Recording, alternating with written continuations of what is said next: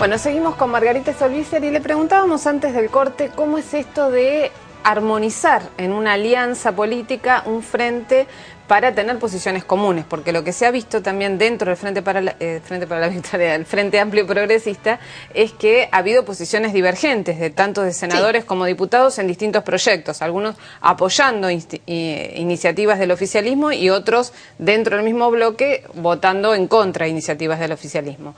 ¿Cómo se hace para llegar a que esto permita un discurso común? ¿No? Sí. Porque si no es como medio raro. Claro, primero no es sencillo, ¿no? Por eso yo decía, nosotros superamos este trauma de que las alianzas son meramente electorales, porque además de hecho la ley dice eso, y cuando uno se presenta en la justicia lo que hizo fue una alianza electoral. Claro. Y nosotros siempre decíamos, queremos demostrar que somos un frente político.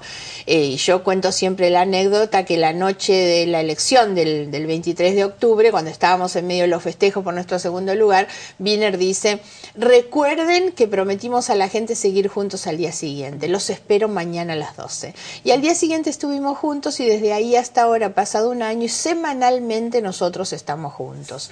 Hablamos, la verdad es que discutimos las cosas y entonces hemos logrado convertir nuestras diferencias en una fortaleza y no en una debilidad, donde lo que nosotros mostramos es que la calidad de nuestro frente está basada justamente en el respeto por nuestras diversidades, por historias diversas que todos traemos, a veces por visiones distintas, pero lo que le da sostén a nuestra unidad es un programa. Tenemos claro lo que queremos hacer. El año pasado discutimos mucho nosotros el programa de gobierno, lo discutimos en equipos, en reuniones muy horizontales, entonces la verdad es que nosotros sabemos siempre a dónde vamos y cómo queremos hacer las cosas.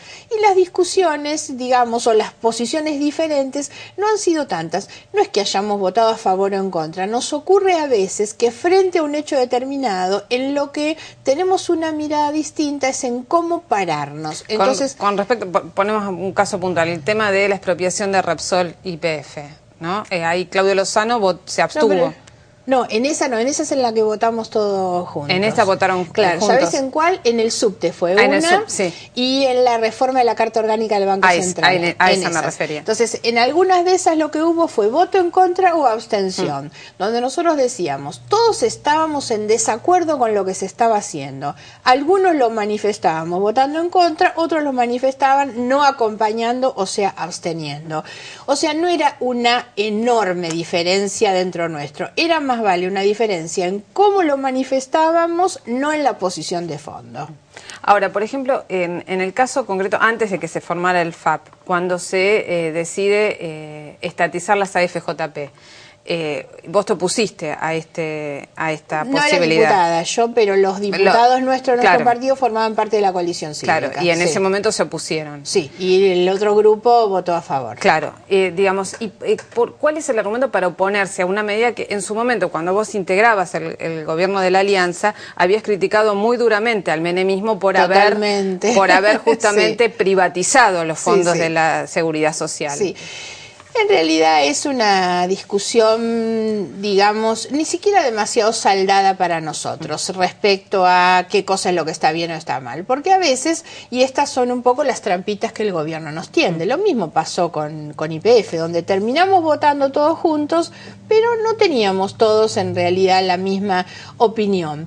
Porque el gobierno ha logrado instalar muy eficazmente títulos, buenas intenciones, entonces la verdad es como imposible oponerse a la voluntad de reestatizar los fondos de pensiones sociales, es imposible oponerse a la recuperación de YPF. El problema es cuando uno empieza a leer la letra finita de los proyectos y sobre todo cuando uno plantea la duda en la implementación en función de los antecedentes o en función de quiénes lo van a manejar. La verdad es que lo que nosotros siempre planteamos con las FJP es un poco alguna de las cosas que se han ido dando, que en realidad perdemos absolutamente el control, nadie sabe a dónde van a parar los dineros de las AFJ, de lo que eran las AFJP, que son de los jubilados, se ha perdido totalmente el control, porque antes había una obligación, no porque nosotros nunca hayamos defendido las administradoras de fondos de pensión, pero nosotros defendemos siempre la transparencia en el manejo de los recursos públicos, y hoy eso no existe. Ahora, hoy, aparte de los, digamos, de las políticas sociales que se implementan a través del ANSES. No hay una, digamos, y Bocio, que ha ido varias veces al Poder Legislativo a explicar estas políticas, no hay un control o un conocimiento de parte del Poder Legislativo de lo que en qué se están invirtiendo estos fondos de los jubilados. No hay una información pública sobre a dónde van. Hay parcialmente, o sea, este pedacito va a parar acá y seguramente eso estará bien. Nosotros tenemos de todos modos una discrepancia respecto a la utilización de los fondos, que en definitiva son fondos de los jubilados y de los trabajadores sobre todo, y que van a parar al ANSES para que eso se utilice, por ejemplo, para préstamos a la Tesorería General o para pago de la deuda externa, la verdad, y porque vamos a pagar de ahí, mientras que no se le paga a los jubilados realmente el porcentaje que se les debería estar pagando. Nosotros tenemos una discrepancia en general con eso, además del tema de la transparencia, ¿no? Ahora, concretamente, volviendo a la provincia de Buenos Aires, vos dijiste que no querías volver a ser candidata a gobernadora en la provincia. ¿Esto lo seguís manteniendo o teniendo en cuenta lo que está sucediendo y que tuviste en el 2007, la verdad, una muy buena elección, sí. Segunda después de Scioli y Balestrini en ese momento, y en la última elección también un buen porcentaje de votos? Sí. Sí, lo sostengo, pero ojo, siempre con esta aclaración. Yo me siento profundamente bonaerense, la verdad. Como ustedes lo dijeron en el informe, yo nací en la provincia, vivo en la provincia, conozco la provincia, tengo un enorme arraigo por la provincia. Cuando digo no quiero ser más candidata a gobernadora, la verdad no es porque no me apasione la idea de representar a la provincia, es porque soy muy consciente que una fuerza política no puede reincidir 20 años en la misma oferta, la verdad. Me parece que eso termina anquilosando las fuerzas políticas, que no es bueno, que uno termina siendo un tapón cuando hay otros que pueden ocupar el mismo lugar. Me parece que nosotros estamos forzados también a brindar una oportunidad distinta. Yo me pongo, si quien se presenta en otro partido o en el mismo en un partido, perdió 3 veces la misma elección, la verdad, y reincide, yo misma le diría, no, hay un punto en el que uno tiene que dar un pasito al costado y hay que dar lugar para que vaya otro.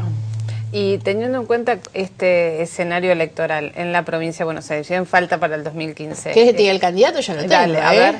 Para mí el candidato ideal es Jaime Linares. Yo la verdad es que lo planteo desde hace mucho tiempo. No solo él nos ha permitido a nosotros llegar al Senado. Para nosotros tener hoy un representante en el Senado de la Nación por la provincia de Buenos Aires es muy importante. Entre otras cosas porque nosotros hemos logrado quebrar una lógica muy perversa que tenía la provincia de Buenos Aires. Nosotros lo denunciamos incluso en su momento judicialmente.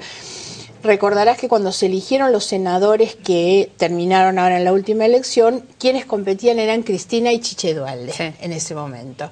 Nosotros hicimos un planteo muy serio porque la Constitución Nacional dice que los 3 senadores que corresponden a cada provincia se deben repartir entre los dos partidos políticos más votados. 2 corresponden al partido más votado, el otro al segundo partido en cantidad de votos. Y nosotros decíamos, son todos del mismo partido, porque además en ese momento estaban todos dentro del mismo padrón del mismo partido. Nosotros hemos logrado romper esa lógica y poder ingresar a Linares en el Senado es, la verdad, para nosotros una enorme conquista, no solo en términos político-partidarios o de nuestro frente, sino porque en realidad hoy decimos hay una constitución que se está cumpliendo, son 2 partidos políticos distintos.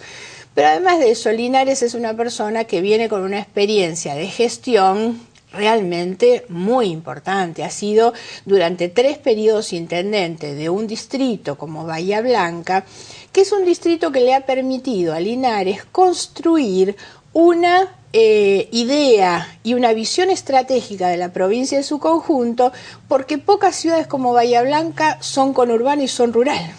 Entonces tiene esa visión, él ha tenido una gestión muy buena, ha dejado un polo industrial, petroquímico. La verdad es que es una persona, siempre estuve convencida que sería mucho mejor gobernador Linares que yo, y por lo tanto la verdad es que yo trabajaré para acompañarlo a él en esto, y me parece que Linares va a tener más posibilidades de las que tuve yo, un poco porque la situación política naturalmente debería decantar hacia una renovación en la provincia. El peronismo gobierna la provincia hace más de 20 años, y la consecuencia que uno nota es que cuando un partido cree que gana siempre la elección, se descomprometen a hacer las cosas bien. Total, nos votan siempre, total, ganamos siempre. Entonces creo que se hace cada vez más necesario un recambio en la provincia, y bueno, yo confío y vamos a trabajar obviamente para que en ese recambio la alternativa seamos nosotros. Ahora, teniendo en cuenta el mapa que muestran los resultados electorales, ¿no? Muchas veces, y me acuerdo de Raúl Alfonsín cuando en su momento en el 83 decía que no se podía llegar a la presidencia sin captar parte del voto peronista. Es así, sí. Bueno, ¿cómo se hace en la provincia de Buenos Aires para hacer, o en qué sector del peronismo se puede pensar para llegar al poder, tener los votos necesarios para llegar al poder en la provincia de Buenos Aires? Yo hace bastante tiempo que trato de instalar una discusión que a mí me parece que es fundamental para quienes hacemos política, para quienes analizan la política, como son ustedes, los periodistas o los analistas. Yo creo que la sociedad sepultó hace mucho tiempo el bipartidismo en términos de representación política. Hace 20, 30, 50 años atrás, uno en una esquina paraba 10 personas y las 10 eran o peronistas o radicales. Hoy me animo a decir que 9 de las 10 o las 10 en la esquina no son ni una cosa ni la otra, que la gente ya no se identifica con los partidos tradicionales. Ahora, por eso es que yo me resisto a los acuerdos partidocráticos, donde el frente vaya a buscar un acuerdo con cúpulas partidarias o con qué sector del peronismo. Ahora, lo que nunca voy a renegar es del enorme significado que tiene la cultura radical y peronista en nuestra realidad, sobre todo, insisto, desde lo cultural, no solo de lo histórico, de lo político, porque la verdad somos en gran medida lo que esas culturas aportaron de bueno y de malo a la construcción de una nación. Y por eso es que yo no imagino un frente en el que no estén esas dos culturas expresadas. Nosotros tenemos dentro de nuestro frente una persona como Víctor de Genaro, que Víctor de Genaro claramente es una persona que proviene de la cultura peronista, como yo provengo de la cultura radical, y hemos logrado confluir en un frente que permite una mirada superadora de las culturas. Yo no digo que están terminados los partidos, de ninguna manera, sería una falta de respeto. Lo que digo es que la obligación que nosotros tenemos es expresar a esos 10 ciudadanos hoy que se sienten mucho más representados a veces en partidos nuevos, en organizaciones sociales, en personas. Hoy hay que recuperar, digamos, el sistema de partidos para que personas que tienen liderazgos muy fuertes puedan anclar en una cultura de organizaciones políticas, ¿no? Ahora, y en esta posibilidad de anclar en organizaciones políticas, muchas veces se ha dicho que el FAP tiene una semejanza o tiene muchas más afinidades, más que semejanza, con el radicalismo, y se piensa en la posibilidad de acuerdos en esa dirección. ¿Vos cómo analizás esto? Digamos que eso es una lectura lógica, natural, porque el Frente Progresista, que tiene su base en la provincia de Santa Fe, tiene un acuerdo institucional con el radicalismo. La base del Frente en la provincia de Santa Fe es el socialismo más el radicalismo. Nosotros como GEN ingresamos después, Unidad Popular ingresó después. Y Wiener es una persona que expresa la voluntad de llevar esto a un plano nacional. Nosotros tenemos alguna reticencia en que esto se exprese con acuerdos de cúpulas. Nosotros creemos mucho más en la necesidad de construir una idea fuerza. Yo miro mucho el proceso del Frente Amplio en Uruguay. Frente Amplio en Uruguay, ¿qué cosa logró? Fue inicialmente una pelea contra el bipartidismo, pero para después terminar haciendo del Frente Amplio una parte de un nuevo bipartidismo, que tomó lo mejor de las culturas. ¿Y qué logró el Frente? Construir una idea que hoy defienden los uruguayos. Los uruguayos son más frente amplistas que de los partidos que lo integran. Y nosotros tenemos que lograr eso, que muchos radicales y peronistas se expresen en una nueva cultura frentista. ¿Y eso lo ves como que se va macerando? Trabajamos para eso, claro, por ahí. ¿En qué tiempos? Son cosas que demoran, porque además a los partidos políticos, sobre todo a los partidos políticos tradicionales, les cuesta mucho, porque hay una tensión natural entre la identidad partidaria y la identidad frentista, y a veces cuesta mucho resignar esas cosas de la bandera, la boina y las tradiciones culturales de los partidos para llevarla a una construcción que necesariamente es más generosa. La construcción colectiva implica siempre resignar un poco de lo propio en función de la integración con otros. Entonces, bueno, a veces hay reticencia y recelo, pero creo que eso es bueno. Pero insisto con esta idea, como fue la del Frente Amplio, que es que el Frente Amplio nuestro venga como a reemplazar esas culturas. Del otro lado habrá otra, ¿no? Porque yo estoy en las antípodas de lo que es el PRO, pero la verdad imagino que el PRO tranquilamente puede contribuir a la renovación de la política desde una opción conservadora. Claro, de hecho, bueno, ahora se va a lanzar en la provincia de Buenos Aires, creo que esta semana. Claro, pero si no está mal que eso exista. Hay que tratar de recuperar la política, las organizaciones políticas, porque también en gran medida el deterioro de los partidos políticos y el exceso de personalismos nos lleva después a malas consecuencias, ¿no? Bueno, ahora te propongo un pequeño jueguito, un ping-pong con estas cartas. Vos vas eligiendo algunas y me decís qué opinás de los personajes que aparecen ahí. Bueno, Daniel Scioli. No son todas de Scioli, te voy a decir. Justo vine a sacar, así que no, un poco ya dije, yo tengo una mala opinión en términos de gestión de gobierno de Scioli. Creo que él hoy intenta ponerse como una víctima en una determinada situación, se somete a una serie de humillaciones que son injustas y a mi juicio hasta son antidemocráticas, porque quieras o no, Scioli representa hoy la voluntad popular de una cantidad de millones de electores que lo votaron, ¿no? Bueno, a ver, otra.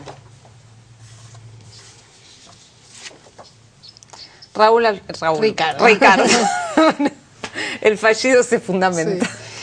Ricardo es una persona por quien yo tengo un gran cariño porque es una excelente persona, pero me parece que los errores políticos que cometió el año pasado en su alianza con Francisco de Narváez han lesionado seriamente su liderazgo y también obviamente el posicionamiento de su partido. Está. Bueno, dos más, una y otra. A ver. Bueno, Alberto Pérez. La verdad es que no tengo mucho conocimiento, me cuesta opinar porque es muy poco lo que conozco del... La verdad es el operador, digamos, de Daniel Scioli. Si tuviera que dar una definición diría Alberto Pérez igual Daniel Scioli.